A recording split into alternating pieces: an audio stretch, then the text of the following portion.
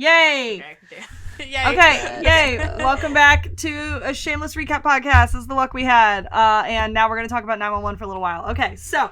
Let's do it. In a major win for me, that TV Line article came out. I do not trust the bullshit they said about Tommy, because if you read the Tim quote, they extrapolated so much from that was not what he fucking said. Oh, absolutely. But, like, he did explicitly say that the mustache is leaving. So... Okay, well, I'm going to cry and fall to my knees the day that it does. But I'm literally going to throw up. But you know what, though? Tim Minear stealing from my brain the plot of my rodeo clown spec script. Or not spec script. Me and a friend were discussing a pitch for a TV show a while ago, which if anybody's out there, don't fucking take ideas from this. But we were like, what if there was like a Midwestern rodeo clown and he like sucks his job and it's because he's like gay but he doesn't know it, but then there's a scene where he has to like shave his beard to like make sure the makeup goes on smoother, but it's a literal like shaving of your beard, like gay symbolism. So Tim Minear is stealing that from me. With the but mustache. Another thing we have to bring up, decided Ryan Guzman is a big fat fucking liar, because there was that random interview he did where he said, I just pulled up one day and asked if I could do this. No, but then Tim was like, it's an intentional thing we're doing. Yeah, but it could have been like, he was like, Tim, okay, I do think, I agree, I think he's a liar, but I also do think Tim could have been like, so Eddie is like definitely going through something and trying to like dive further into his masculinity or something like that, but then he's gonna like then he's gonna come out, like if he's pitching the season storyline to Ryan and Ryan goes, okay, what if he had a mustache now, and that's like a shield for him, is like his like masculinity, and Tim was like, I can work with this. I would accept that. I don't know, like it's possible, because Tim seems very collaborative, so like it's possible that it could have been he literally asked Jennifer when she joined the show, he was like, what you want to do? She was like, well, what do you want to do? Yeah. So and in the meanwhile, they've shut down all BTS. You can't post anything anymore. However, it's Ryan. However, Ryan was spotted filming in a church, and he followed the hot priest on Instagram, and the hot priest posted the trailer. I love that. And followed Oliver. From what we know about like the behind the scenes is that we are not getting anything past episode 3. So they locked that shit down. And episode 4 is Eddie's 100th episode. We're also even the stuff that we're getting right now, nothing is like out of uniform. Everything's like strictly on calls. Yeah. Everything is just turnout gear and buck or selfie. like Family Feud. Or like Family Feud, but you know what? The season is going to air in like, what is it? Like a little over 2 weeks. No, it's next So like once the first... Family Feud's next Monday, right? A little over 2 weeks, yeah. Yeah. So once the first episode comes out, they can drop all the behind the scenes from that. Yeah. And then it can just start being like a rollout of what's already aired.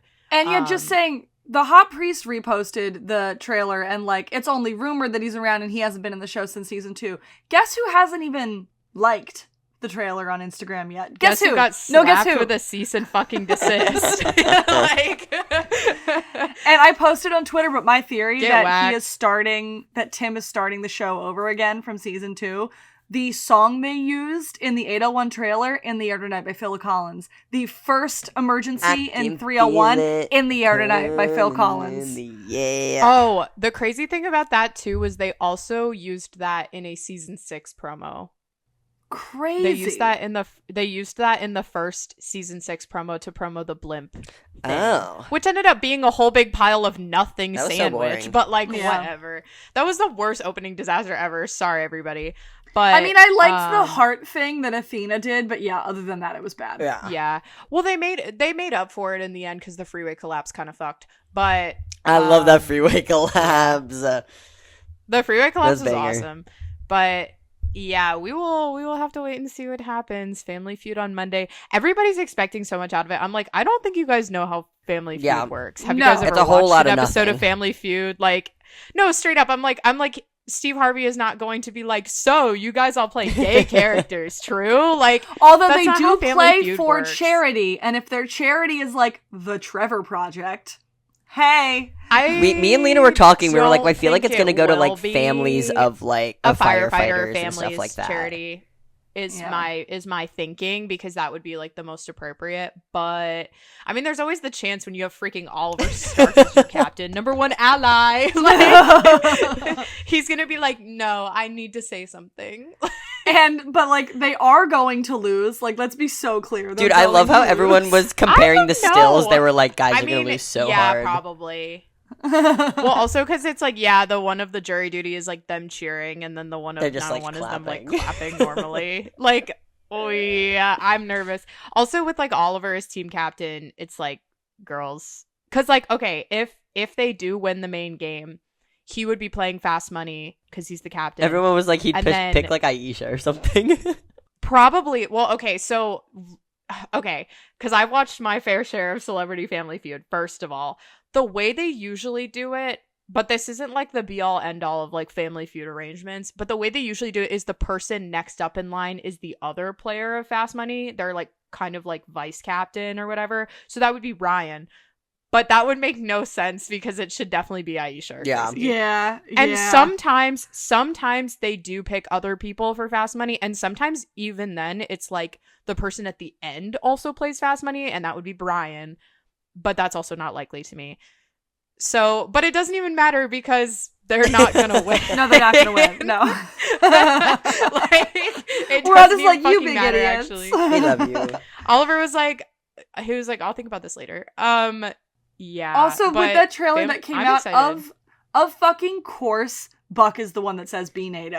Of course he is. It's a be NATO. Of course he is. What the fuck are we doing here, guys? Like, see, that's the thing is I talk up this show to people, and then I'm like, oh my god, trailer, and then they're like, it's a be NATO, and I'm like, okay, I'm sorry, I'm this now. Like, no, like I talk about 911, I wax poetic about it when like the real actual good show I should be talking about is Interview with a Vampire, but like no, be NATO.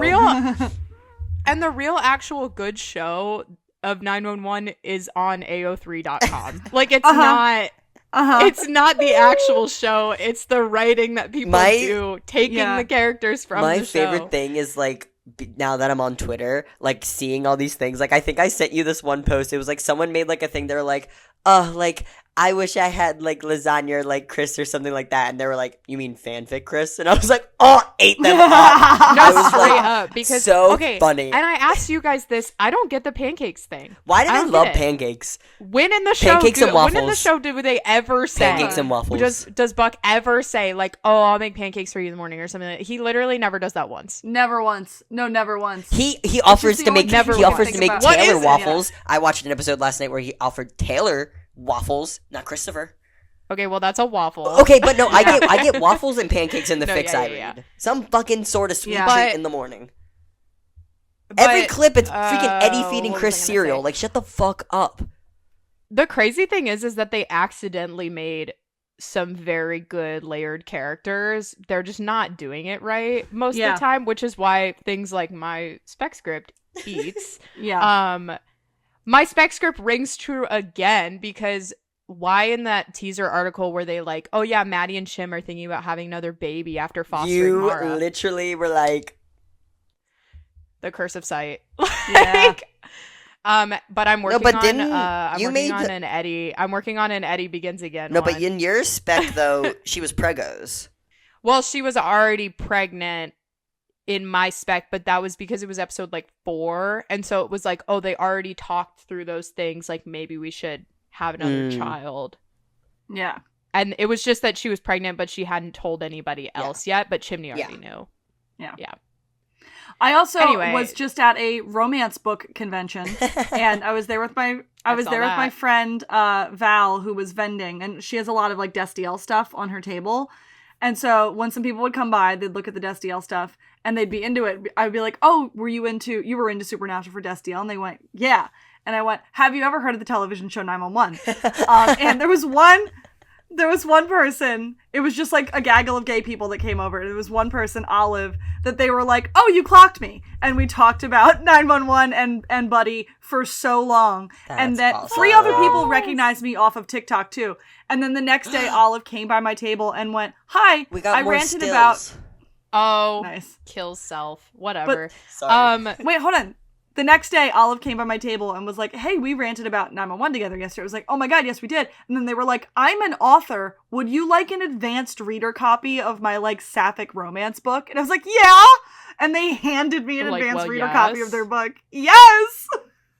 Oh the amount of romance fans that are... no, I haven't read it yet because I just got back at them in the middle of 2 other books that I'm trying to finish. But...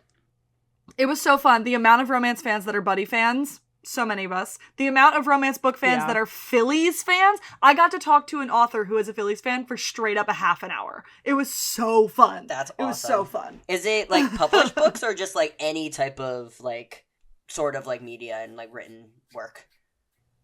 What do you mean? The convention they went to. It was a romance book convention. Oh, okay. Yeah, it was sponsored by Avon and Forever, but there were like some indie authors there too. But like there was this one table that was like monster fucker romance, and I was like, "Hi, where are the gay people?" And they pointed me to them, and I went, "Great!" And I bought 2 gay monster fucker romance books, and it was great. What are y'all looking at? That is beautiful. They just dropped Family Feud stills. That's what I held my phone up showing. What does his shirt say? Why do we always get shit while we're recording? What does his I don't know, shirt but say? Paradise with Love. Oh, unless I'm missing some words. I was looking at those big ass chunky ass rings. Jesus Christ, bro. Oh my God. He is wearing a big chunky ring on his left ring finger. Yeah, but guys just do that. Yeah. I took a screenshot. Earlier. That's not of like an engagement ring. I took a screenshot earlier of a thing that happened on my Twitter, and I just thought it was funny. But then I also noticed it was sort of a side-by-side of tattoo cover-up last season versus tattoo cover-up this season. My God, it's so much better. So good. My God. No, actually. He asked for no pickles. That's what he looks like standing in front of him like that. Yeah. That's awesome. Everything's so awesome. Oh, someone already edited a mustache onto Ryan. Let's go! Stop it! Eddie's hole! So that happened. Eddie's hole! It was Eddie's hole. It might have been, actually. Right quick.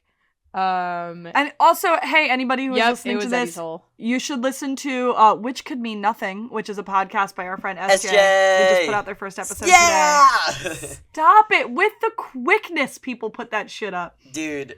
All right. Eddie's hole and face app, dude. Oh, there was something else that I needed to say, and now I can't remember. Well, it must not be that important. Oh, Angela Bassett got rid of that fuck-ass bob this season. We love that. We love that for her. Yes, the wavy hair. I'm into that. Yeah. Bobby is about to be RPF king. Yes. Really excited for that one. Hottest cast. Let's go. Actually, Mustache Eddie. No, in my rewatch, I have not yet gotten to season 7, where I know that there's another conversation between Eddie and Bobby, about like relationships. Every conversation that Tia Peppa or that Bobby have had with him have been gender neutral conversations. Yeah. I just rewatched, so I remember that. The weird thing about that was they used that scene in promos, but they edited it so that it made it sound like Bobby was talking about his job. Mm-hmm. Like they in the season 7 promo that they used it for, because I went back and found it, Bobby was like, I'm not going to tell you how you feel about this job. But then in the actual conversation, he says, I'm not going to tell you how you feel about Marisol. Only you know that. Interesting. So I think they were just trying to keep it quiet because they were starting the season being like, Eddie and Marisol are doing so well. Like, they're awesome together. And then they saw that woman act for 2 seconds and went, oh, never mind. Well, also then, Buck was bisexual and Eddie decided to blow up his life. Yeah. But, like, in season 6, when Tia Peppa is setting him up with, like, all of these, with all of these people, but the conversation that they have is she goes, you should be antiquing with somebody you love. I just don't want you to be alone. She never says wife. She never says girlfriend. She sets him up with girls because that's who he's always dated. But like Tia Peppa, remember that time she met Buck and went, oh, I just thought you dressed alike. She clocked them from day fucking 1. Oh, then I also think when she sends him a text in that fail montage where he's picking up women, she goes, I have someone else for you, or I have somebody for you. And then he sends back, I can get my own dates. Yeah. But then he goes and tries to pick up women. But he goes to a golf course. And he wears the tightest little fucking booty shorts in the entire goddamn world. Get out of my face. Like, something is seriously clinically wrong with him. Yeah. And then in that episode, he's talking about it with, like, the whole crew, and Buck goes, oh, the only girl you've ever tried with was your wife. You suck at this. What it is that you suck at this. No, actually. He's terrible. God, he's terrible. Yeah, I just got to him running into Marisol. I'm starting to get so excited. Yeah. Gay Eddie, you're coming home. Guys, you're coming I literally home, am going to baby. kill myself because I can't even watch the premiere anymore. Like, I'm literally devastated. Well, you're going to be at Troye Sivan and Charlie XCX. I don't so, care. Like, I think it's worth it. You're manifesting the queerness. That's what you're doing. No, you need You need to do that thing where you hold up the fan. No, dude, I'm gonna play the Eddie Diaz grind. I'm gonna do the Eddie Diaz Von Dutch one with the grinder one.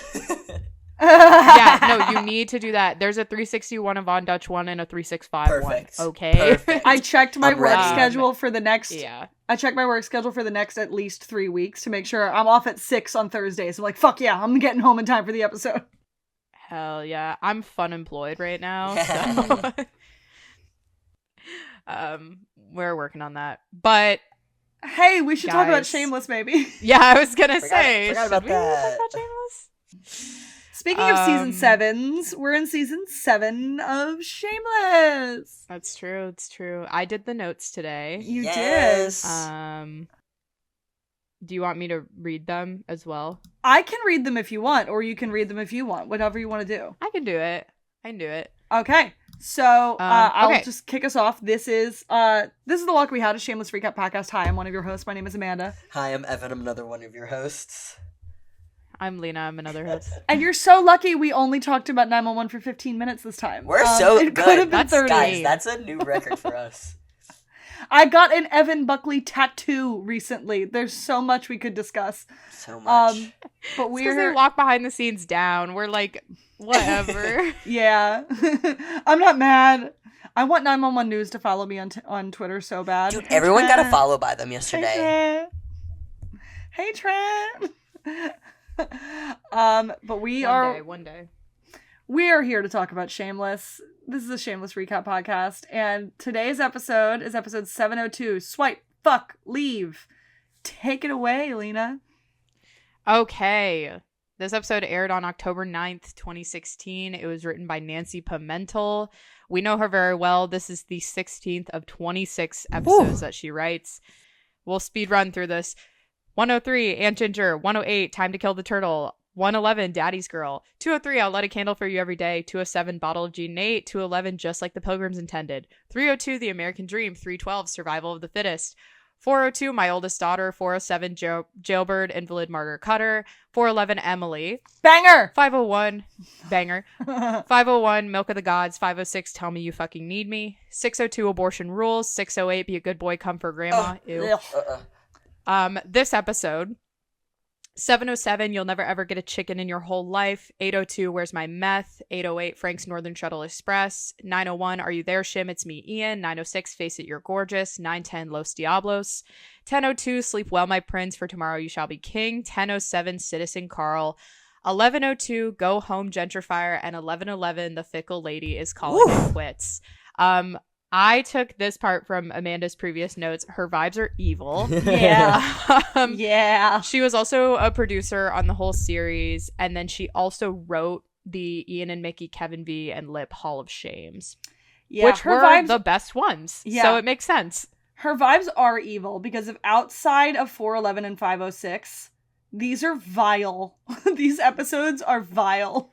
Well, I liked 302. 312. She, like, a lot of the second to last episodes that she does are like really big turning points. Tell Me You Fucking Need Me was good. Yeah.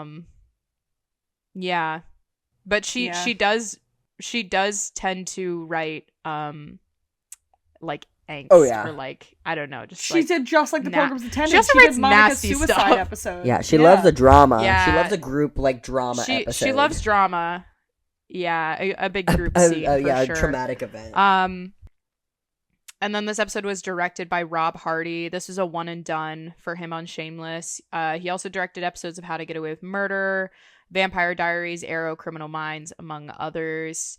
I didn't make a note or anything, but if anybody else has anything to say about like the direction or the cinematography in this episode, I didn't really think it like stood out. It was nothing. It didn't really blow me away. No. Yeah, but again, like this episode is kind of. I mean, we'll get into this, but it's kind of like just a transitional episode. It's just kind of like the add-on to like what the characters are up to as of now, after like the little gapage of time since the last time we saw them. Yeah. This one's really funny though. Funny in a gross way, but it is like supposed to be funny. I think it does make sense that somebody like Nancy, who likes a big group scene, wrote this episode, because there was a lot of interaction between the Balls and the Gallaghers in this episode that there hasn't a lot been of in kitchen a really action. Long time.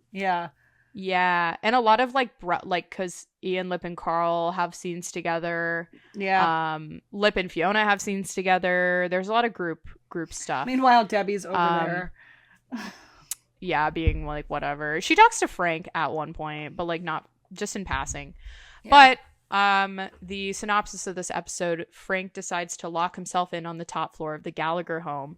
Fiona takes on a new attitude. Ian decides to see if heterosexuality might be for him after all, and Debbie finds herself in trouble.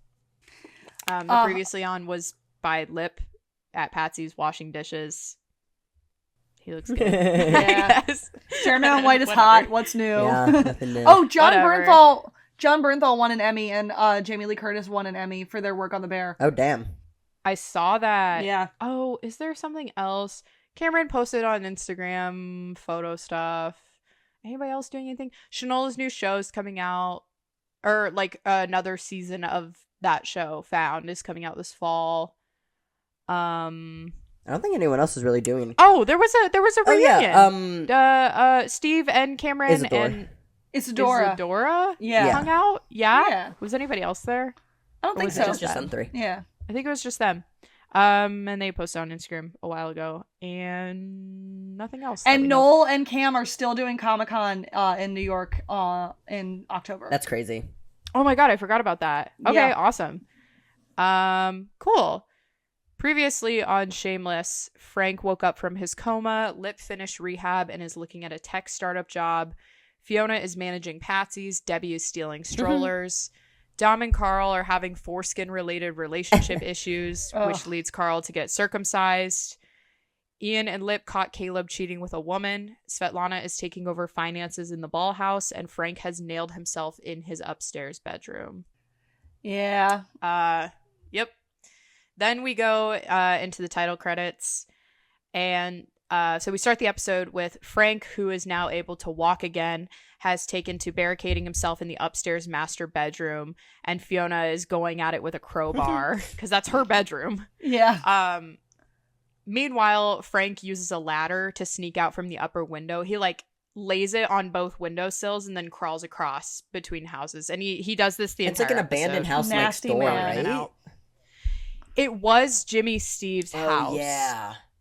Like years and years ago, and then didn't Jimmy the Steve cop give it bought to it. Tony? Yeah, the cop bought it. And then now it's just abandoned, I guess. Yeah. They never really say what's up with it. But no one lives in there. Someone at the cafe has called in sick, and Fiona is trying to find coverage. And Fiona, like fed up with everything going on this morning, just starts smashing a hole in the door. Yeah. She gets in She's though. like, oh, this is made of wood, and just starts going at it. Yeah, like whatever. You can get a new door. Downstairs, Ian comes into the kitchen to find Lip and Carl. Carl asks why Ian is there. Apparently, he'd been living with Caleb.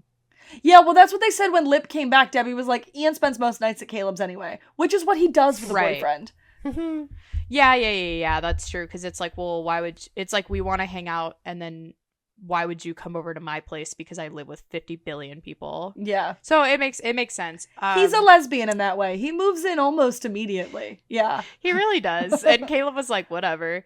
I think, but the weird thing is that not the weird thing, or I guess the thing that makes it feel like the relationship's moving really fast is that he does spend time at Caleb's place when Caleb is not there. Yeah. So it's like he does definitely have like a key. And Caleb does call it home. Caleb does say you didn't come home at one point. Right. But he just, I mean, he knows the sitch, I guess. So yeah, whatever. But Lip fills Carl in, says that they caught him cheating with a woman. And Carl goes, oh, he's bi? And Ian goes, no, dude is bi. All right. You lick dick. You're supposed to be gay. And then I said, Evan Buckley is shaking right now. But it's so funny with this conversation, like Carl being the progressive one, being like, oh, he's bisexual, and the gay man being like, no. Actually, no. Love to hate Ian for this, but he is like the original biphobe. Yeah, well, and it's because he's the gayest man. Blaine Anderson is, thank you very much. No. But he goes, I would say bi, but I didn't want to offend you. It's because he's the gayest man alive, so he, like, cannot comprehend. He's like, why would you ever? Why would you ever? Wait. He's just so fucking gay. I think I came to the revelation that I'm not bisexual. Oh, love this for you. Yeah. Okay. Carl asks if they broke up, and Ian says they probably will. He's being like really gross and biphobic about the whole thing.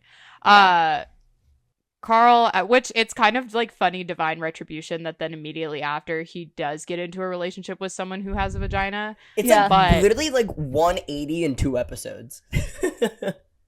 No, straight up. It's like, I guess the writers were just like, we're making Ian grow. And it's like, sure. But then they do it in that one way when you're like, where you're like, oh my god, the trans person has to teach him something. Like, okay, sure. Whatever. Carl asks them to stop talking about vagina or else he'll get a boner and rip his new stitches. And then Lip and Ian criticize his decision to get the surgery, but Carl's determined to last. Then they like throw a couple jokes at him as he walks out the door because he starts getting mad. And they're like, you know, it's pretty cold out there. You better put on a turtleneck. So stupid. Meanwhile, it's like the middle. It's like nearing the end of summer. Everyone's still in tank tops. Yeah. Carl runs right into Kevin V on their way in.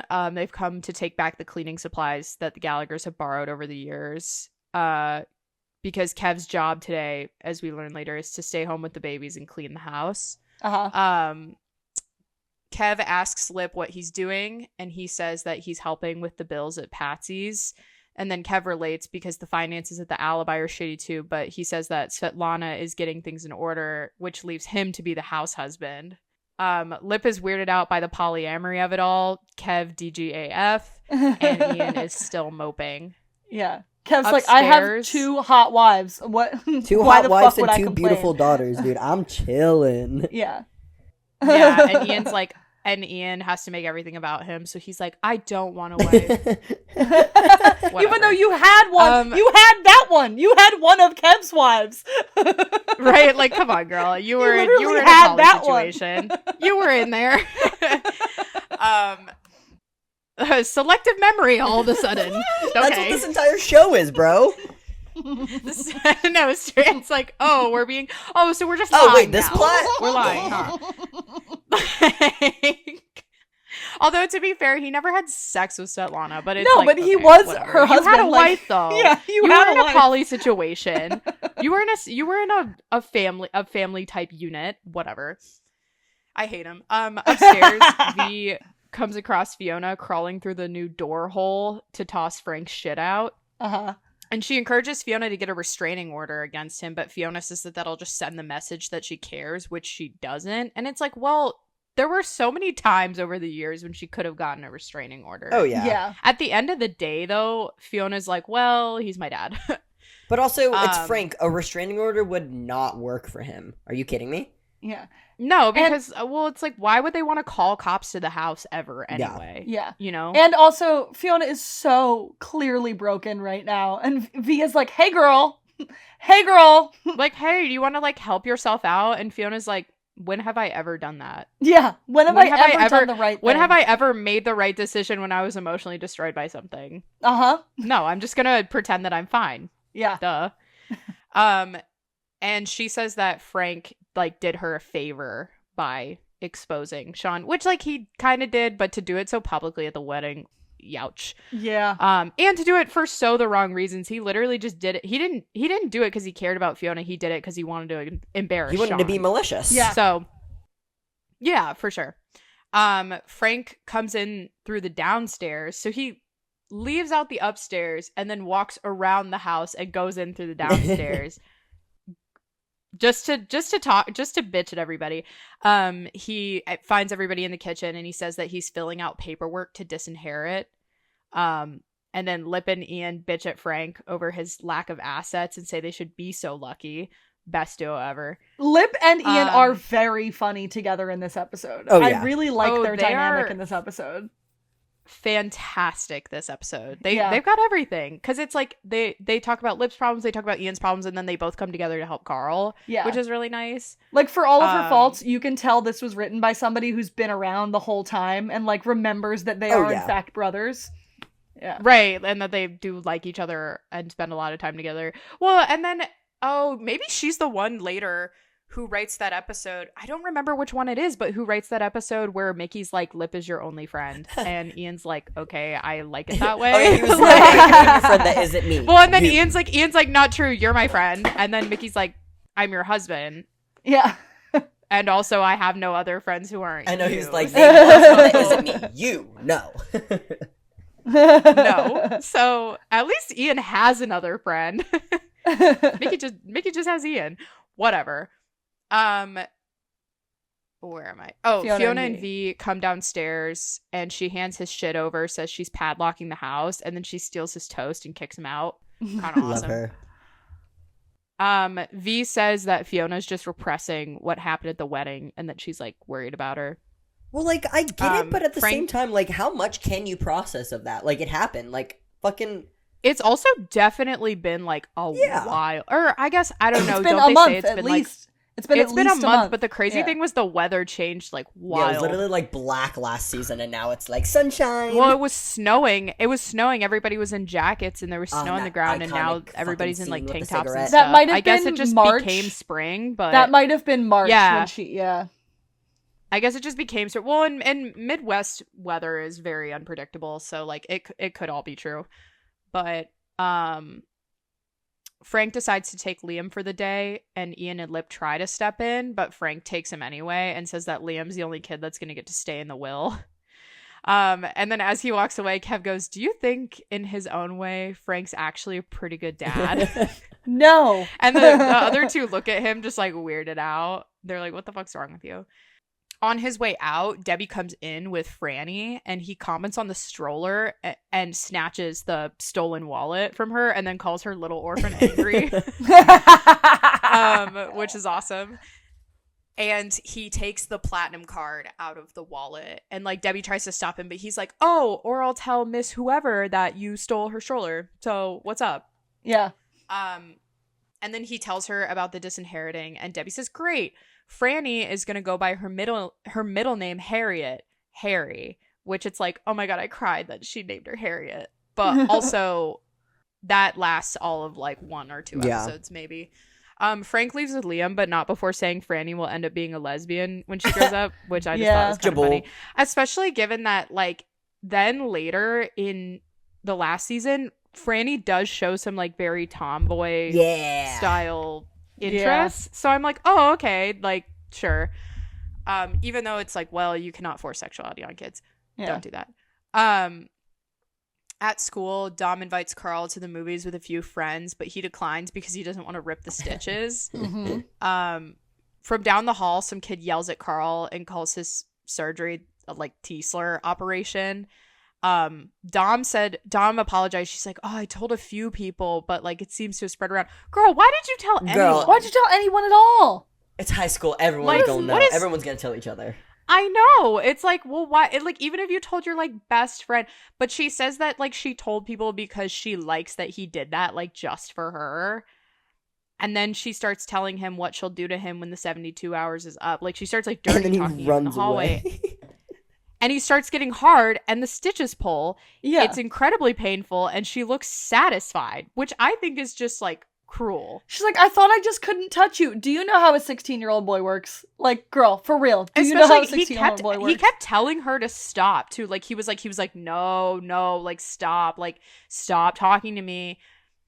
And then, it's like, okay, Dom, like, this would be funny if you weren't playing with like actual stitches and wounds, right? Yeah. Like Like, he actually, it's very, very painful what happens to him. So she's a freak, which it does not bode well for what happens with them. No. At work, Fiona's been covering for a waitress who just showed up 2 hours late. That waitress whose name I cannot remember. She had like 2 different names. Called Melinda, who we do know. Melinda's like the bitchy one. And Melinda said, "Oh, don't worry about coming in. It's not busy." And then, well, Melinda isn't the boss now, is she? And the excuse that she uses is really weak. She said that she had to like stay home and do laundry. Shut up. Like, girl, say your kid got sick. Say your car broke down. Like, come on. Right. And Fiona's like, you came in 2 hours late because you had to do laundry. Also, she's like, why would you call Melinda and not me? She like gets in her face. Oh, and then the woman goes, well, but Sean used to let us come in late, like including you. And then Fiona gets in her face and she's like, well, Sean's not around anymore, is he? Hot so damn. Awesome. And it's like, she's right. She's so like, right. She did have to cover for her that whole morning. At the tech office, because Lip mentions that he's like doing a startup, or he's gonna get a job at a startup that Ewan's like connected him to, but it's unpaid. Lip's being shown around by the senior intern who instructs him to get coffee for the 3 owners, and like all 3 of them are total freaks. Yeah. Then he shows him a room with a do not enter sign. It's the server room. Says that that's like self-explanatory. Obviously, as audience members, we're supposed to be like, so this is Chekhov's gun. Yeah. I have a gun for later.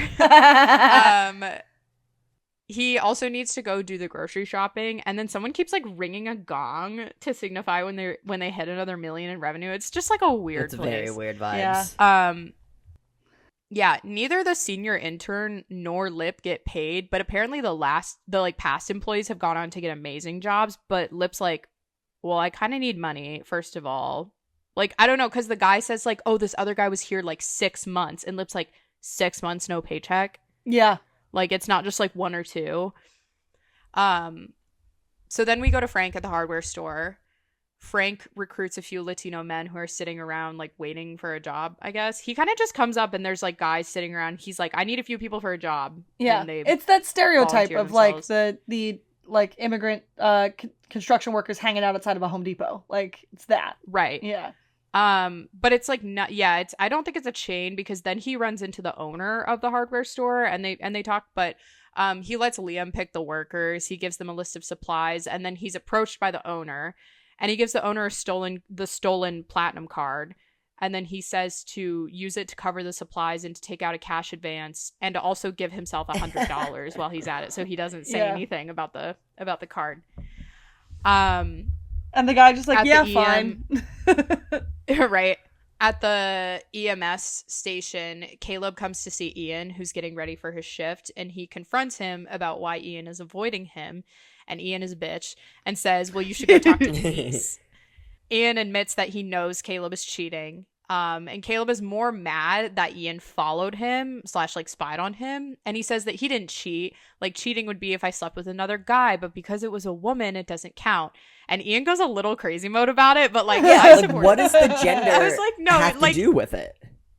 Right, exactly. I was like, okay, I agree with Ian, except Ian is also on top of it being biphobic about it. But it's like, well, I agree with it, Ian. You did get cheated on. Like, yeah. And he goes, you're taking your dick and you're putting it into a vagina. And 911 like, News followed me back on Twitter. Sorry. Oh, no. Let's go, America. Trenton. Let's go, America. Finally. Okay. Yeah. Sorry. It's okay. You're taking your dick. Got a DM. Well, I sent someone my RPF doc I sent my friend my RPF doc, and she goes, yeah, Buddy's very gay, but the RPF is just not there. I'd like to see some cockles level shenanigans from them ASAP. I'm like, well, you have Little Miss Private Life, so sorry. Anyway, you're taking your dick and you're putting it into a vagina, and Caleb's like, and you're telling me you've never done that before? No, he hasn't. And then Caleb starts to be like, well, sticking my dick in a friend's vagina doesn't make me not gay, which it's like, yes, it does. It's true because, well, it's like, it's true because gay is an umbrella term, but it doesn't make you not explicitly Kinsey scale 6 homosexual. You know, you are not only a gay man, Caleb. You are in fact something else. Like you are like right. Well, especially it's like if you enjoy it and you do it voluntarily, yes. Seemed like he was having a pretty fun time. It makes you not gay. Right. Yeah. Anyway. Oops. Ian, there's like a coworker who walks by and he's like, back me up on this, and the coworker is like, I am not getting involved. Caleb tries to manipulate Ian and make him feel weird for being upset, and then he says that Ian should be like more sexually fluid. He's like, well, maybe if you shared some of your sexually fluid experiences with me. And Ian's like, I don't have any. I'm gay. 100% gay. And then, line of all time, this inexperienced vagina fucker has got to get to work, all right? And then I wrote, ooh, Eddie Diaz, don't make that face. Ooh, Eddie. Eddykins. Oh, God. I'm watching a lot of Riverdale. Oh, Eddykins. Oh, I also want to say, in my rewatch, I discovered he never kisses Anna on the lips even once. Hell yeah. He never kisses her on the lips even once. That might have been a COVID thing. They have like an almost kiss. Yeah. But, like, he never kisses her on the lips. I'm going to keep my eyes. I'm going to keep my eyes on Marisol. When they break up. Yeah. Yeah. And then a couple kisses were cut with Marisol. So, anyway. And the Shannon kiss. That is also true. Kim kiss. And it was just a hug instead. Like, sure. Oh, Eddie Diaz, don't make that face. On the street, Debbie is meeting a woman to sell the stroller, like from Craigslist. Yeah. And the woman tries to haggle her. And then Debbie threatens her. Yeah, Debbie's like Loki threatens her life. She's like, most of those stories, when the pregnant woman shows up, the other person just cuts the baby out of her stomach. They cut the baby out of her. Jesus. Like, girl, chill. Like, chill. This is a stroller. This is a Craigslist meetup, and you're like 17. Just calm down for a second. At the clinic, Carl is getting his stitches redone, and the skin down there is like pretty mangled. The doctor encourages Carl to focus on something else, like hairy balls or naked grandmas, which is awesome because speaking of Family Feud, that is a Family Feud meme, naked grandma. Oh, yeah. Or to watch Ted Cruz on C-SPAN. This was This was 2016. This was right before Trump got elected. So, relevance. Then at the ball house, Kev is taking care of the babies while trying to clean the place. It's not easy taking care of 3 babies all at once, though. And then he, like, gets a pump in by lifting the babies. Kind of a nothing burger scene. Like, they just need to, like... They have, like, a cute little, like, past time. And then he's pumping But, like, the it's babies.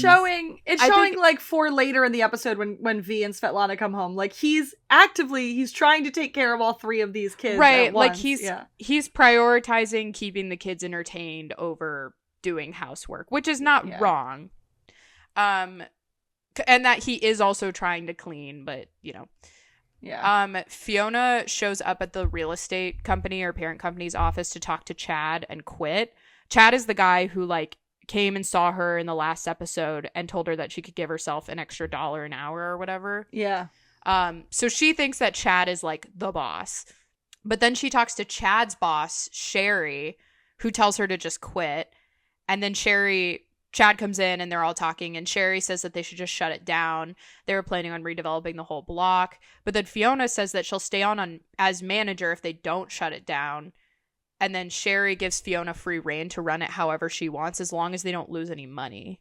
So Fiona could be paying herself way more money, just as long as she can cut money from other places. Yeah, Fiona's like, well, that means firing people. And Sherry's like, I don't fucking care. She's like I said, just don't lose any money. Yeah.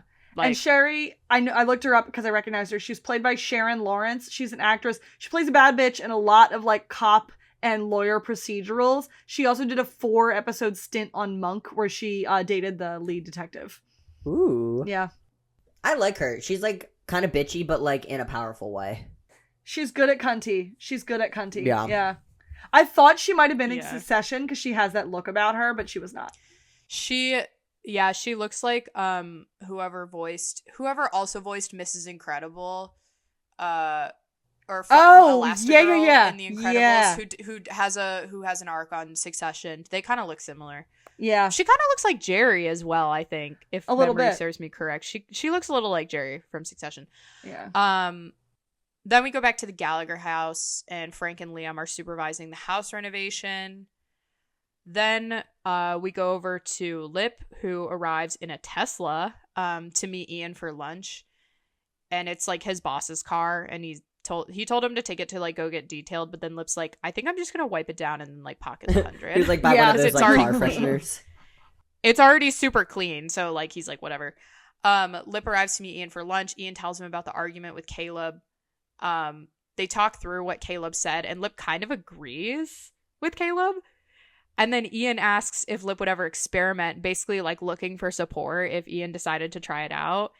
And then they have this conversation where he's like, so Ian's like, so what would you do? Like, you're fooling around with this hot chick, bombshell chick, you're fooling around. You look down and you realize a guy has joined. He's sucking your dick. And Lip goes, how far along am I? And Ian says, so you're like 93% straight. And Lip goes, well, it's like 96% straight. And I'm a violent truther, personally. Yeah. No, he'd get drunk and get a little kissy. He'd get drunk and kiss a guy. He could get a little freaky, sure. Yeah. At Patsy's, Fiona puts up a help wanted sign, and the waitresses are not happy. Later at the park.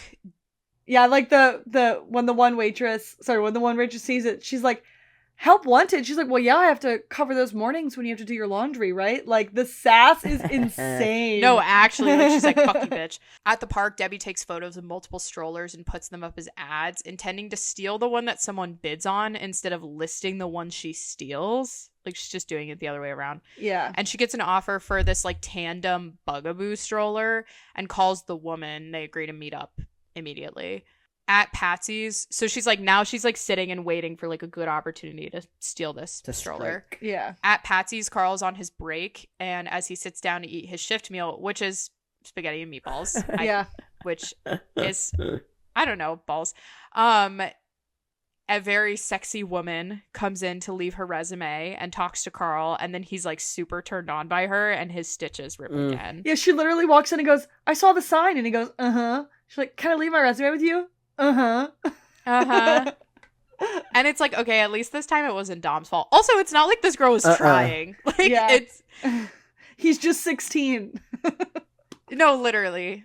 Back at the ball house, Kev is still house husbanding, but the babies are like not making it easy on him, throwing food, as babies do. But he throws food back. Yay! Goodbye. Back at the Gallagher house, the workers have finished the project, and Frank tries to lowball them, but fails. Liam finally gets a line. He walks in, he goes, Fiona's gonna be mad. And then Frank goes, well, tough titties. Wait, did you see that tweet going around the other day? It was like, hey guys, by the way, when you're talking about Oasis and mention Liam Gallagher, I'm thinking about this little guy. And it was a photo of Liam. And then everyone quote retweeted it, and they were like, you realize that that's who he's named after, right? Because it's like, yeah, Frank and Monica were definitely Oasis fans. Yeah. Like, yeah. Also, the original character is the UK. Yeah. So it's like he's definitely named after Liam Gallagher. Yeah. So funny. But yeah, we don't see what the project is yet. Yeah. At the clinic again, Carl gets his stitches redone, and his shit is mangled. The doctor says that if it happens again, he'll be in trouble, and he leaves him with the line, "Hairy balls, son. Hairy balls." Awesome. At Patsy's, Fiona is interviewing a potential worker, Sierra, who will become important. Amanda. Yeah, no, she's played by Ruby Modine. I recognized her. She's one of the main characters in the Happy Death Day movie series. She's very good. I really like her in that series. She's a really good actor. Sierra sticks around for a while. Also in like a real person moment, her and Cameron dated for I think like 2 years. A good couple of years at least. While she was on the show. Yeah, they met while she was on the show. She's a good height match for him.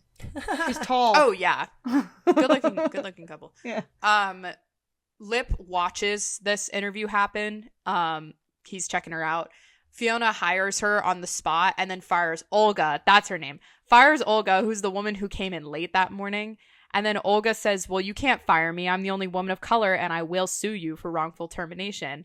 So, and like at that exact moment, a younger black woman comes in to leave her resume and Fiona hires her on the spot and then fires Olga and is like, bitch, throws her apron down, walks out.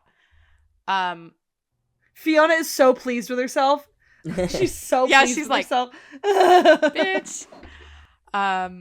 On the L, Carl struggles to not get hard at the many beautiful women sitting near him, and then he starts imagining like hairy balls instead of tits. The places this show will go with shoddy VFX. Yeah. It's a weird, because it's like a show that rarely does dream sequence, rarely does VFX, stuff like that. So like rarely does what's going on inside the character's head. So this was a weird tonal shift. But anyway, it was fun for what it was. Also on the L, Ian checks out various women, and there's a very beautiful woman who makes eye contact with him, and then smash cut, the two are hooking up at her place. Yeah. He's not into it, but he goes along with it anyway, and he doesn't like that she's like wet. Like she's like, he's like, it's like a rainforest feel, down there. Right? She's like feel, and then she like guides his hand down. He like picks it up wow. and he's like, ew. Ew. He like wipes it off on the sheets. Yeah. She asks him to eat her out, and he agrees, but he's like scared shitless. But also, like, to be fair to Ian, she's definitely annoying. Oh yeah, yeah. Like, no, agreed. She like sounds like pornographic. It's like not even. It's just like, ugh. He gets freaked out that he like finds a pube, and it's like, boy, you eat literal butthole. Like he gets tweaked that like he gets like a pube in his mouth, and it's like, I'm sorry, if you suck you're dick, going you to get a shit's pube house. in your mouth. Like, get out of my face. Yeah. No, exactly. It's like, let's be honest here. Whatever. It's just because he's already like not that. You ate Mickey surprised- Milkovich's ass. Like, come on. In early That season, dirty when he was boy. nasty. I know he never Like, manscaped let's be a day serious. in his life. You're going to shit's house and you're unsurprised when shit is there. I'm surprised he even like had an erection. Is that crazy? I mean, he's with still how not into it he was. He's still a young man who could get hard by rubbing against a tree. Like, true. That's true. Yeah. But he starts fucking her, and he's like not into it at all. Like, he's literally just like, please God, let this be over. At home, Carl is watching Ted Cruz on C-SPAN, and Fiona comes home, asks how he is, and he's like, whatever. He's like trying not to get hard. She tries to go upstairs to shower, but Carl says good luck getting up there. And Fiona looks up the stairs to find a cinder block wall separating the upstairs from the downstairs. And Frank has blocked off both staircases. Thinking about this now, I'm like, so this was a Trump joke, right? Because he had been running his campaign on building the wall for a while. Oh, yeah, it might have been a Trump joke. Yeah. I do think this was a Trump joke. Yeah. But also, a little aside, I said Fiona does realize that she could just call the fire marshal, right? Yeah. I'm sure the house has other infractions, but like this is a clear violation of fire safety, and I'm sure they could just knock it down for her. Yeah, I added in Fire Marshal Buck. Him and his clipboard. Would not approve. He'd not be happy about that. He'd be like, he did what? That's the type of shit that would happen in 911. Like, they get called to someone's house and someone built a cinder block wall separating the upstairs from the downstairs, and they would be like, are we serious? Like, this is happening? And then the episode would be something about like keeping your feelings from others in the walls. Stop it. Shut the fuck up. Oh my god. You have the formula down. I belong in that one writer's room. script and now you're just like locked in. I'm working on your second. I'm working on a second. I have it down. I got. You don't even know what I'm cooking. You don't even know what I'm cooking on Writer Duet right now.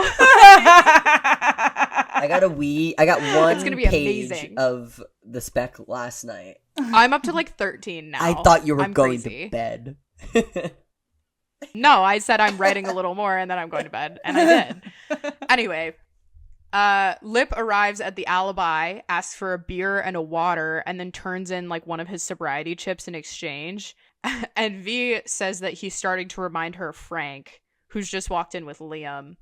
There's a little bit of like argument about like whether or not Liam can stay, and they agree that Liam can stay in the bar, but Frank has to pay for his sodas. Yeah. And he has to pay the same amount that he would for like a drink. Yeah. Svet and V flirt a little behind the bar. Yay! And then Frank says, don't be corrupting my son with your interracial bisexual funny business. And then I said, ooh, buddy, don't make that face.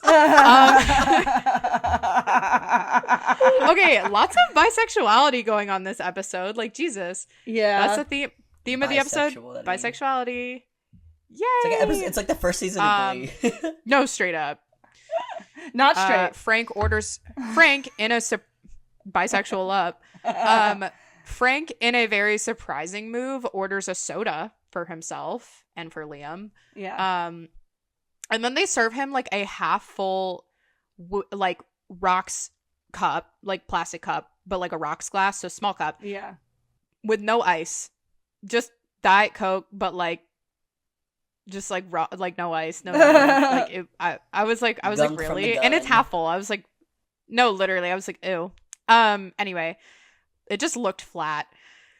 Anyway, and in all of this, in that moment when Lip was sitting at the bar with the beer, he had his sobriety chips in his hands. There was like a very contemplative moment of him like rubbing them together and like looking at them and looking at the beer. Yeah, because he doesn't have that many left. I mean, he's been drinking like, but Lip abandons his beer and goes to check in on Liam. Like, just being like, you okay? Are you having a good day? Like, whatever. And Liam says he's having fun. Lip reminds him to call if he needs anything. And then I wrote, screams in pain. Yeah. Because I just remember the way he took care of him in, like, season 4 and season 5. And it just hurts my heart. I'm like, that's his baby. That was his original baby. Yeah. That was his first baby. Like, let's call it what it is. That was his baby. Yeah. So, whatever. And then for him to, like, and then it was great in season 11 when Liam's like freaking out about where he's gonna live, and Lip's like, of course you're gonna come live with me. What are you talking bro, you're coming with me. He's like, I didn't even think I had to talk to you about it because I thought you just knew. Like, of course you were gonna come live with me. I'm so sorry you freaked. You're my kid. Like, he was like, I'm so sorry you like freaked out about it. Like, awesome. And then Lip like stares Frank down and then leaves. Frank gives Liam the option to go pick a woman for him for the night, tells him to pick a hot woman who's DTF, holding weed or coke, and he goes over to a pair of wasted women, pulls one of them by the hand towards Frank. Yeah, she's played by Arden Marin, who's a 1 to 3 episode person on most TV shows, including the show Psych. She was a reoccurring insane woman who was in love with Sean's dad. She's really great at like just certifiably out of her fucking mind. I love those. And what she does here, what she does here is great because basically she becomes like a pseudo Monica for Frank, or he literally calls her like new Monica at one point. Oh shit! So just wait, Amanda. It's so funny. Oh, it's crazy. It's kind of awesome. Back at the Gallagher house, Lip laughs at Ian, who is frantically washing his mouth out in the sink. He's so and then I wrote Ian was grossed out at finding a pew while eating that woman out. Meanwhile, he eats literal butthole. Yeah. Nikki's no less, which was definitely nasty most of the time. So whatever. Yeah. And then he said that she tasted bad, and I said, okay, well, cock definitely tastes worse. I would disagree. Don't. No, I agree. I agree with myself. Let's go toe to toe any day of the week. Like, let's go cock to vagina. Let's go cock to vagina every day. Well, because it's like we both cut this out. We both dabbled in everything, so it's like I've dabbled in everything. No, I think there's more. Like, okay, and I'm saying there's more flavor going down. I don't want to cut this on like on like a vagina versus like a dick. Like a dick just has like kind of just like salty. Yeah, but it's not. It's never bad. No, I've never eaten like it's not bad. I've never eaten like I've never eaten like rancid pussy. But I'm saying like I feel like dick just has one flavor across the board. But then I've sucked rancid dick. Like because it's more likely that men do not keep themselves clean like that. Okay, you're not wrong about that, but I feel like I don't know. And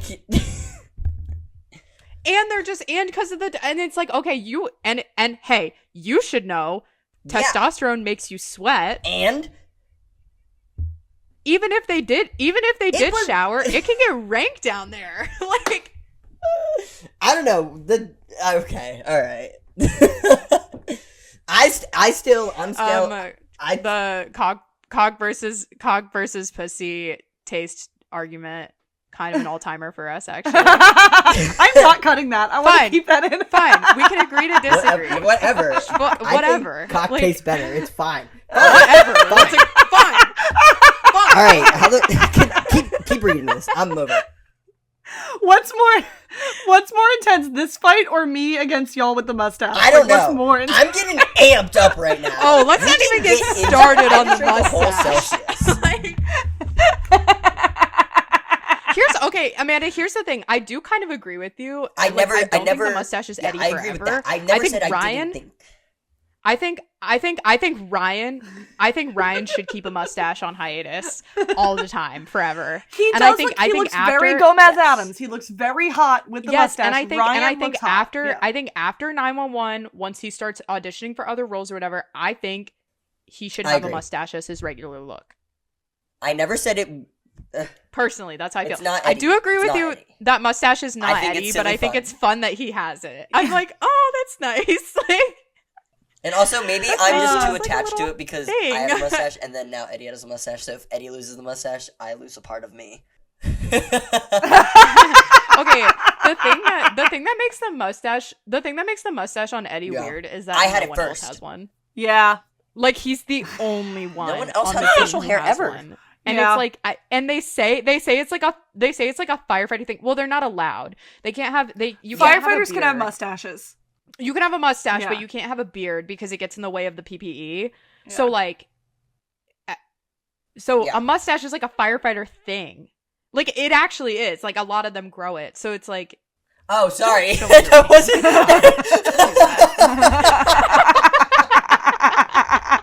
Sorry, I'm just getting hard talking about the mustache. The dick pussy debate to another level.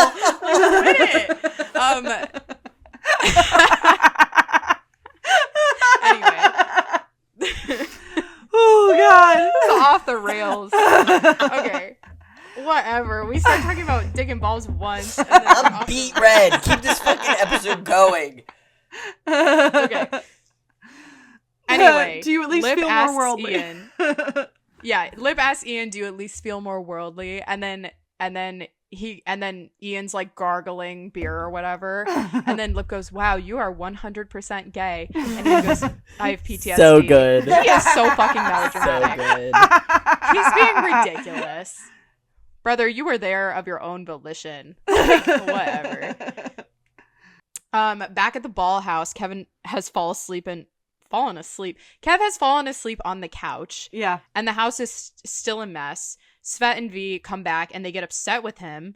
But then Kev tries to tell them that the babies had fun all day. And then they argue in like a kind of silly like man-woman role reversal where they're like, we're out working all day and we come home and you didn't even make dinner. And Kev's like, I was taking care of the kids. And they're like, it's not that hard. Like, yeah, they're like, you sat on your ass all day. He's like, oh yeah, that's all I did. That's all I did all day. I sat on my ass all day. A tall order, but 1v3 is a lot of fucking work. And obviously not excusing that he didn't do twins. Anything. But I'm like, that is a tall order for one fucking person, especially at that age of like babies and 3 of them, brother.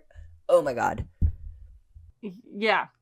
But also to be like more fair to Kev, cleaning the house is not the number one priority for most people once they have kids like that. Like, I mean, obviously making sure it's not a freaking biohazard. Their house has never been like hoarder messy ever. It's just been like fine. Family clutter.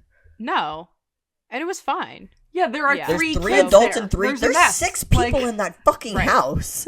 Yeah. Right. So that used to house just 2. So it's like, it's fine.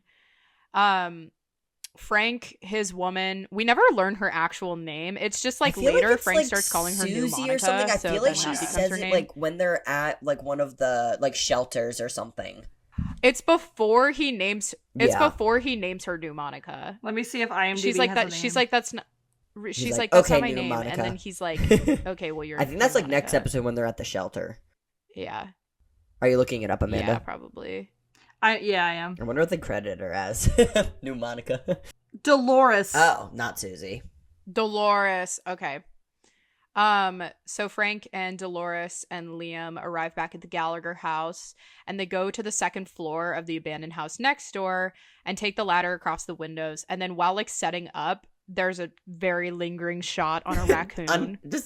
Hey, I'm Chekhov. I have a gun for later. In the morning, Lip wakes up under the stairs. Fiona's taken the couch. Carl's on the chair. Ian's on the floor near the dining table. And Fiona calls dibs on the bathroom first, and they fight over it. It's like very early seasons when they're like running for the bathroom.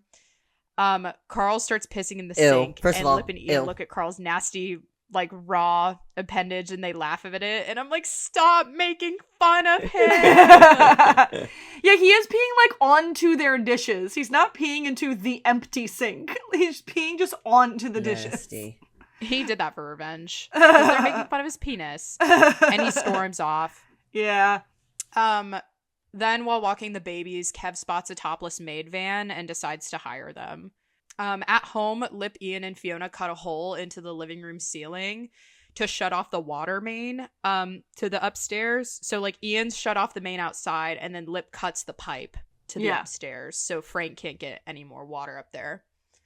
On the north side of the city, Debbie steals a tandem stroller. However, she didn't check to see if there were like 2 babies in there, and she accidentally stole a baby. Yeah. Classic Debbie behavior. Classic Debbie behavior. I would have 2 nickels, which isn't a lot, but it's weird that it happened twice. So she abandons the stroller and the baby, takes Franny. Classic redheaded Gallagher behavior. She watches like the mother like in the playground like start to like look around too. Like look around.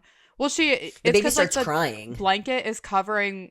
Yeah, the blanket's covering one of the babies, and then the baby starts crying, and then she's like, "Oh, don't worry, Franny. Like it's okay." And then she goes to comfort Franny, and Franny's silent.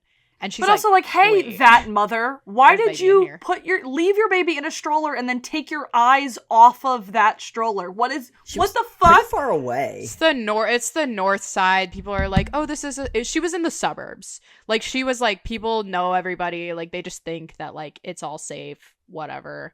People are naive. Classic Ginger Gallagher upstairs, stealing babies. Frank, classic. Upstairs, Frank wakes up and Dolores smells terrible. So he suggests that they take a shower. She's wearing the blue Frank tank top that is the Mickey tank top. Clocked it. Yeah. So awesome. I love wardrobe. But when they go to the bathroom, the water's off, which is Bummer Town. So they do a whore's bath with toilet water. And Frank's like, I hope this is flushed recently. At Lip's tech job, the FBI come in and present a warrant. One of the owners deletes a bunch of files and then lets the FBI into the server room where they take home like a server. Bad what vibes. The heck is going on here? Sketchy. At Patsy's, Fiona unboxes new slutty uniforms. They're meant to get the guys to tip more. And like Melinda and a couple of the older waitresses are like, I'm not wearing that. Like I'm not showing off my body because they're like that. What little skirts That's and weird. like more like cut off shirts. And they're kind of like overall like tops. They look like overalls with like short shorts or short skirts or something, and then like a white crop top. And then Sierra, who's like really excited about the uniforms, invites Fiona out to the bar after work and tells her specifically to bring Lip. And then Ian and Lip pull up to the high school in the ambulance. And I said, Ian is so not allowed to do that. What world are we living in? A cigarette. Welcome back, Evan Buckley stealing the ladder truck. Like, come on. But Lip tells Ian about the FBI raid. Ian says that he texted Caleb to meet up. They don't really talk through that because Carl comes out and Ian calls for him over the ambulance loudspeaker, which is so funny. He's like waddling, and then Ian's like, Carl Gallagher, come to the ambulance, like, please. Hurry up. Gallagher, like, hurry up, walk faster. But like, they are all those two are very big brother in this episode. They're very brothers. Like, yeah. So good. At the ball house, the topless maid arrives and he shows her around, asks her to do a bunch of tasks. But then when he turns back around, she's topless. And even though that's like what he hired her for, he's caught off guard, but he like compliments her body. Those are spectacular. It's amazing how you stuffed them in there and now they're out in all their glory. He's like, yay! Back in the ambulance, Ian and Lip give Carl sedatives so he can't get hard for the next few days. So can't do that. Right, it's so like you're using that's medical illegal, equipment. Whatever. You're just driving around in an ambulance. Okay. Like, all right. Back at the balls, the maid gives Kev a lap dance, and he's like nice about it, but he also tries to be like, so you should like start cleaning. But then she's confused. She's like, you don't actually think I'm here to clean, right? And then she gets off and offers him a sex menu that all have like cleaning puns. Ian arrives at Caleb's, and then he comes in and asks if Caleb tricked him into having sex with a woman so he wouldn't feel bad for cheating on him. And then he says that Caleb made him feel bad for only being gay, and then tells him that he slept with some random girl for him. And then Caleb tries to turn that around on him, which like it is, but it isn't. Because it's like, yeah, Ian. It's like, yeah, Ian, Caleb like absolutely manipulated you, or like, you know, said all that stuff to make you feel insecure about your experiences. But you did voluntarily go out and have sex with a woman. So you can't only blame him. You did not have to do that. And then Caleb, right. And then Caleb goes, well, if it was that bad, you obviously picked the wrong woman. And I said true. Because I was like, Ian point blank is just not attracted to women. But also I was like, Ian, that woman was annoying. You picked her up on the train with like no effort. Anyway, Ian calls Caleb having sex with women disgusting. The original heterophobe. And then Caleb asks like why they're even going out then, and they argue. And then Ian has the nastiest line reading of all time, where Caleb goes, "When did you become so sensitive?" And then he goes, "When did you become such a bisexual?" Enough. And they break up. Good riddance. Prayers for Buck Tommy season 8. In aside of that, there's some people that, like, because of that thing, they're worried that he's going to be around. Number one, I don't believe they could have kept that secret. You can't make cameos making up storylines of a Disney property and keep your fucking job. There is no way. There's no way. If anything, also, it's just like, it's even less about the legality. If I was Tim, I'd be annoyed as fuck. I'd be like, what are you doing? No one else has ever taken their character like that and been like, hey guys, remember me from the hit show 911? Ask me questions about my character from the show 911. Like, if... Right, and I'll tell you what my idea and like if Disney didn't come to them and say he's fired, there's no way that Tim voluntarily keeps him around. And there's no way Tim fights for him. Like, there's no way. Also, like, there are certain things that, like, even though the show spoils a lot with behind the scenes, there are certain things that they do like to keep locked down, and he spoiled the medal ceremony. Yeah, he did. By a cameo. That was one of the only things that, like, I feel like they really kept it. He was in costume wearing the medal at the set, posting the cameo. What a fucking dumbass. And that was... Well, and that was one of those things that I felt like production really kept a lid on until after the promo aired, at least. Yeah. That they were getting medals. Because then it wasn't until after then that like reel came out. Because like Kenny made little videos that he waited to post. Right. And then that one of Ryan, like on the upside down thing. I think that was held to promote the airing of the last episode. He was like, catch the finale. Yeah. That was like what he was saying or something like that. So that wasn't good either. There is some stuff that they do like to keep under wraps. So I don't even care if he does show up for like one episode or something like that, but I'm just like, I have no expectations to like. But it's got to be like, right. I'm like, it's got to be an Eddie in a situation. Like, they got to be broken up within the first 3. Yeah. Easy. But like, I straight up do not believe that Batman is walking back on that set. I don't believe that it happened or that it will. There's no way that it's, especially since all of the stuff that we got was from the first 3 episodes, all the BTS stuff. He wasn't in the background of any of those shots. Like, there's no way he wouldn't have at least accidentally been posted. He was not there. He has been fired. And this is I know this. And this is like a famous last words type thing that I'm going to say, but also like, their relationship is so nothing, and so many other characters have so many things going on, and the first 3 episodes are like the disaster arc. It's like, I'm sorry, when am I gonna have time for a nothing Buck Tommy scene? Yeah. Like, that's just gonna be a waste of time. Yeah. In the episode. So like, why would he even come back? The best you could do is just to mention, oh yeah, we're still seeing each other. Yeah. Whatever.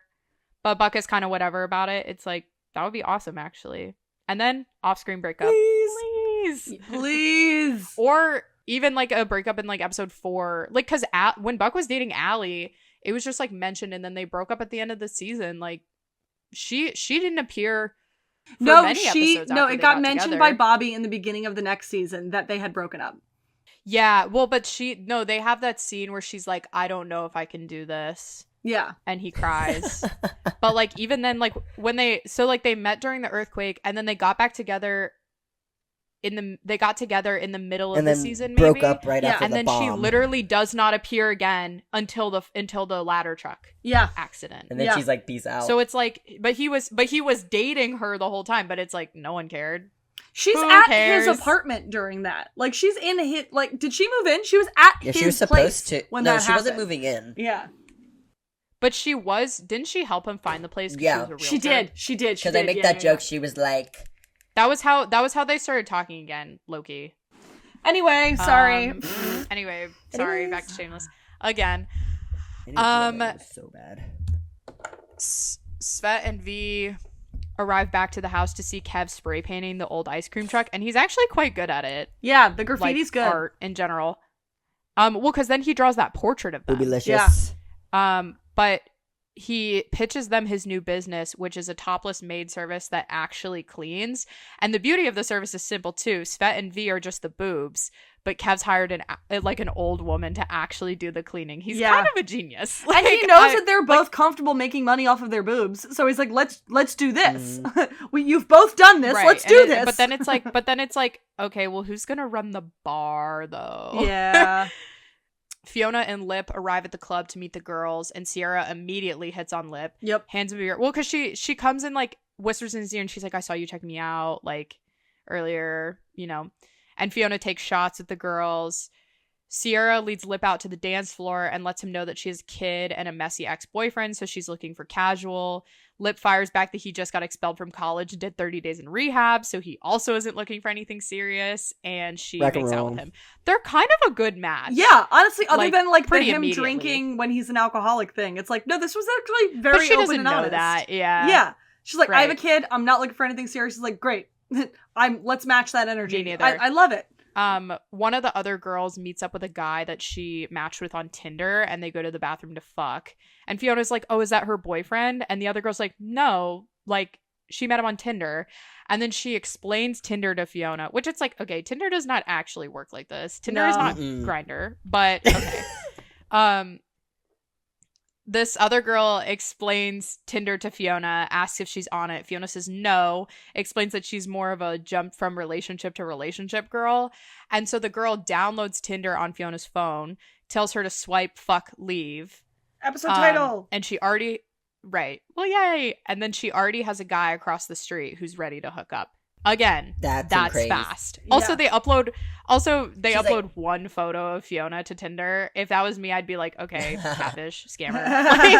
Like one picture.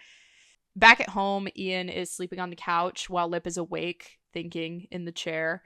And through the ceiling, Frank drops the raccoon from earlier into the living room. Commence comedy. Lip and Ian freak the fuck out. And Frank yells from the ceiling, don't say Papa never gave you a pet. And they both like chase after the raccoon, but also run from it at the same time. It's very funny. A very drunk Fiona arrives home and yells for V outside her house. And she tells her about the Tinder guy. And she goes, careless, mindless sex has set me free. And V is like, okay, can we... She's like, can we talk about this tomorrow? Oh, she's like, my husband and my wife are sleeping upstairs. And Fiona laughs her ass off. And she's like, do you know how weird that sounds? She's like, my kids, my husband, and my wife are all asleep in there. And like Fiona wants her to come back out and like go out with her. And then V's like, no, I'm fucking going to bed. Yeah. And Fiona just like won't take no for an answer. So V shuts the door in her face. And Fiona goes, what the fuck? You just shut the door in my face? Like, and then she stands there like shocked for a second, and she's like, oh. Like, but you're fine. The next morning, like, you're fine. Don't worry. The next morning, V comes over to the Gallagher house with coffee for an asleep and hungover Fiona. And Lip, Ian, and Debbie are outside looking for demo tools. And then the four of them, like Lip, Ian, and Debbie, go upstairs to start demoing the wall.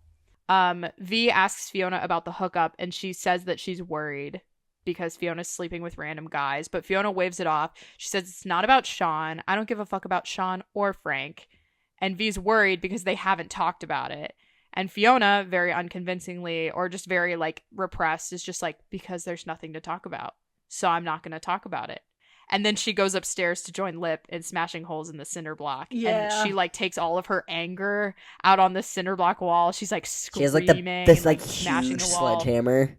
Oh, Eddie Diaz, don't make that face. Because Lip comes by and he's like, Lip comes by and holds up the two and he's like, sledgehammer or pickaxe? And she's like all hungover, sleepy, and she just goes, sledgehammer.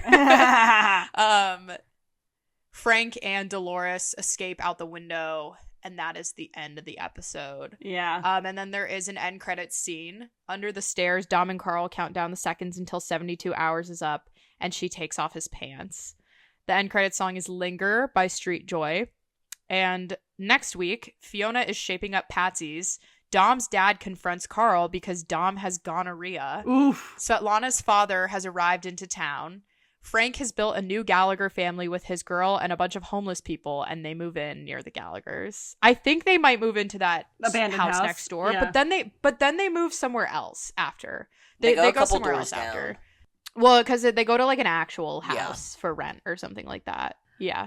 But Frank starts basically a homeless shelter. I will say, yeah, it's gonna be a good one. This was a fun one. It's silly. Like, it was sort of a nothing burger, but fun. It was fun. Yeah.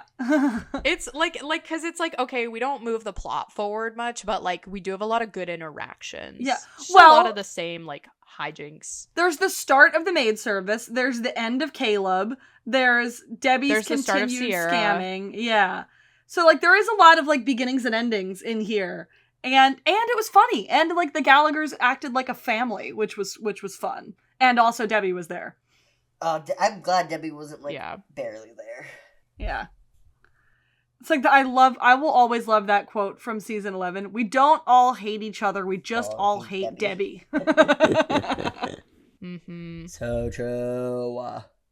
So did you guys like this episode too? Yeah, no, it's just a giggle fest. It's like one of the like more like kind of more like laid back kind of episodes. Even though like we had a lot of like juicy things happen, like you're not gonna giggle that much this season, I feel like. Right, Lena? Sorry, everyone is RPFing on Twitter. Oh yeah, that from that one Family Feud still. Well, just because they're like their feet are touching, and I'm like, ew, don't say that ever again. Yeah, this season. God. Wait, sorry. What was the question? It's a very giggle-worthy season. I mean, there's a lot of hijinks. I don't think any of them are particularly that funny, but it is a lot of like attempt at comedy, or just like a lot of like, oh, their Gallaghers are doing crazy things again. Yeah. Which is like funny, but it's not like laugh out loud funny. And then the season does get sad at some points, but not like overwhelmingly sad. Like other than Mickey, I can't. But maybe this is just me selectively remembering, but like I can't think of any like, oh no, there's some Lip stuff, but I can't really think of any like devastating neither moments. can I. Of season 7? Yeah. Of season 7? Monica. Well, yeah. I was gonna say other than the end, like other than Mickey leaving Monica, and then there is a thing with Lip. I think. Is this whole season sort of just a transitional season for Fiona, or does there like become an apex to her story this season? Oh no. She buys the laundromat. Oh, so there's laundromat stuff. Yeah, but that's more of just like Fiona arc. It's not. Oh no, her and V have like that sad big. Oh yeah, I forgot. Do they have falling out? A huge falling out this season. For a second. For a good little bit.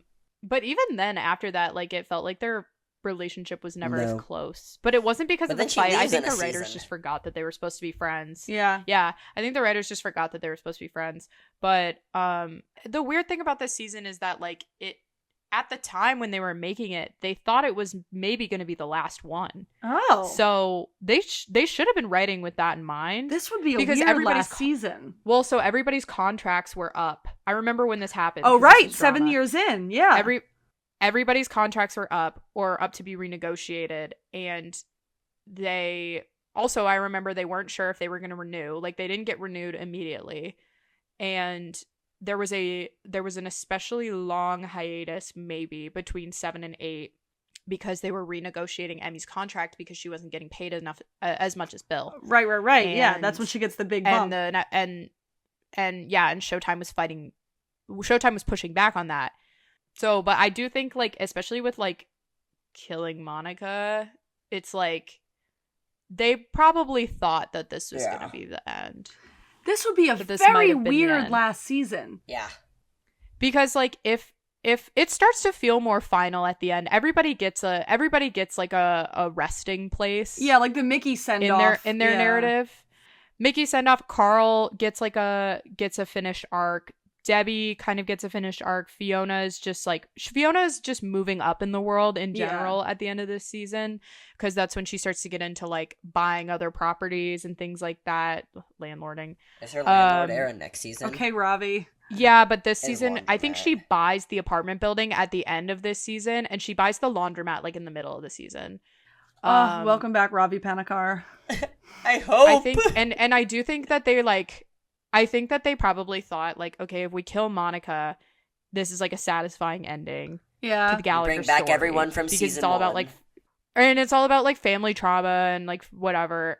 But if you kill Frank, that's like too finite. So that's only if you know the show's gonna end. Yeah. No. Yeah, that makes sense. That, which was why they did it at the very end. But it's like it. Yeah. Yeah, you can kill Monica and keep going, but you can't kill Frank and keep going. Yeah.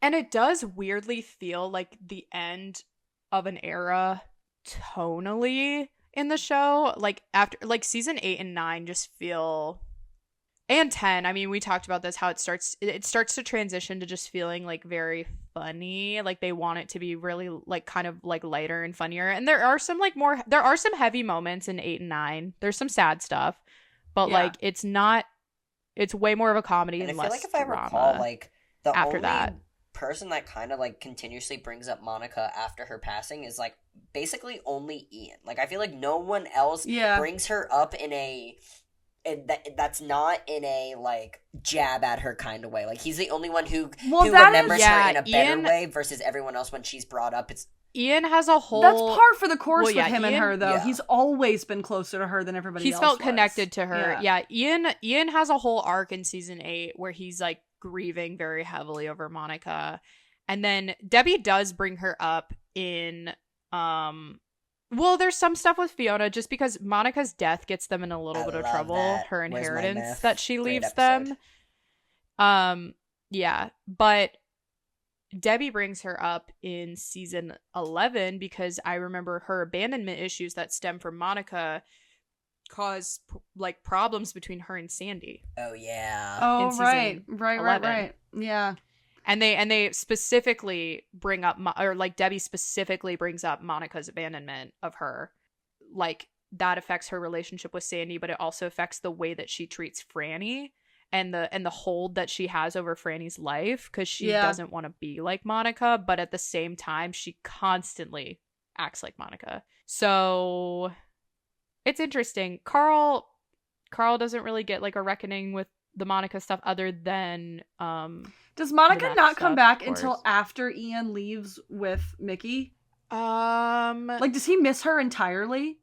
No, actually, because him and Trevor go out with Monica. Yeah. Right. No, right. Yeah, I did know that. I did know that. There. Yeah. Because Trevor says something like, maybe you should forgive her or something like that. And Ian's like, what the fuck are you talking about? You don't know what the fuck you're talking about. But she does die while he's gone. Yeah, I did know that. Yeah. Or he gets the call like right after he sends Mickey off and he's on the bus back to Chicago. He gets a call from like Debbie. The call that she passed away. Well, because they all wake up in the morning and she died overnight. She's like dead under the stairs or something. But they didn't. Well, because her and Frank like renewed their vows. Oh, it's so sad, Amanda. I can't wait for you to see this. I know some of this. Wait, you watch? I know some of this. Yeah. Her and Frank renew their vows. Spoilers for everybody. And I think he knows that she has a. I think it's a brain tumor or something like that. He knows that he knows that she has a brain tumor, but I don't think the rest of the kids do. She tells him at like the very end of like one episode, and then she's like dead by the next episode. Yeah, she tells him very soon before she dies. They do that. I don't think the kids know. Forgot about that. I am excited for more Monica because Chloe Webb is so fun her to and watch. Frank have so many fun scenes. She's around for a while. Yeah. She's actually around for a while. I know she helps like Debbie out a little bit. She gets involved with Carl. Tries like to help Ian. She definitely because Derek's family gets involved with Franny's stuff. So she helps out Debbie to get like Franny back at one point by being crazy. And yeah, she has some really, really interesting stuff. Yeah, like Monica is this season diabolical as a person, but that's why as a character, she's so fucking fun. Like, she's so fun. But this one's interesting. Her coming back is very interesting because she knows that she doesn't have much time left, and she actually really genuinely wants to help them. All of the kids when she comes back. So it's a really, but obviously they don't really trust it again, or they've been like hardened by being disappointed too many times because she doesn't tell them that she's like on her deathbed. It's really interesting. She said she was like, it's like a bomb in my brain this time around. Huh. Yeah, basically. Yeah. I'm excited for this. I am not excited that we are nearing Trevor. Boo. Not excited for that. Tomato. Trevor's like what? Yeah. The thing about Trevor is like at the time though, this was definitely pretty like absolutely groundbreaking. Yeah. Like not it's still groundbreaking to have like a super trans character, but at the time it was like, oh my god, Trevor's like such a morally awesome, correct character. Or whatever. He's doing the right thing, teaching Ian all the right stuff, but nowadays we're all of the mindset of like, well, Ian shouldn't like need to be taught. Yeah. Also, but Trevor kind of sucks. Right. Well, he's just kind of a bitch. But I will say that like it is good for Ian in the long run too, because then it makes Ian being more educated makes Mickey more educated down the line. So it's like Ian does wrangle Mickey in from some of his like stupid shit that he says. He'll just be like, like, we don't say that anymore. Like, okay. So we've done it. We've done another episode, and we only talked about 911 on tangents like 3 or 4 times. Dick and pussy conversation, guys. Listen, you need to cut that out. You have to cut it. I do not have to cut that. It's so fun. Please. I'm not saying anything. Please, I put this podcast on my resume. And that's the conversation that you draw the line on. That's the one. No, we've definitely done worse. I believe what I believe. We've definitely done worse. If you earnestly want me to cut it out, I will cut it out. But when we post this, we're gonna post a poll on the Instagram story. I don't know. Which tastes better? Should we release the Dick and Pussy cut? Yes or no? The NSFW cut. Like, no, should we release the NSFW cut? Yes or no? I and mark everybody's all gonna of say the yes, episodes explicit. I mark all of the episodes explicit. True. You because keep it in. We Fine. do be talking about whatever. It's fine. Dick and balls. Because I'm gonna laugh when I listen. Because I do listen to our episodes, so it's like I am gonna laugh when I. No, I'd be giggling on the like I am gonna listen to that conversation again. I'm gonna forget that we had it, and I'm gonna listen, and I'm gonna laugh really hard. Yeah. So there are sometimes where you guys say cut that, and we talk about a thing with it. I'm like, oh yeah, we have to cut that. And then there's sometimes you guys say cut that, and I'm like, no, that was funny. And I leave it. Well, and if you leave in the part where we're like, cut that, yeah, like, wait, very Always Sunny podcast of us. That's why we do it. They do it as a bit. I'm legit like, maybe we should cut that. But you guys just got so heated about it. It was just so good. I'm still heated about it. I'm like really, really mad. No, we can't talk about Okay. I'm gonna get mad at you. I'm trying not to I'm really not trying to go in. It's not even funny. And this is where I am coming in from the cut that I had started to make, and now we're gonna wrap up the episode. I'm keeping in the dick and we had crazy conversation. We had crazy personal life talk. Follow us on Twitter, follow us on Instagram, follow us on all the things, and Twitter forever. Listen to the episodes.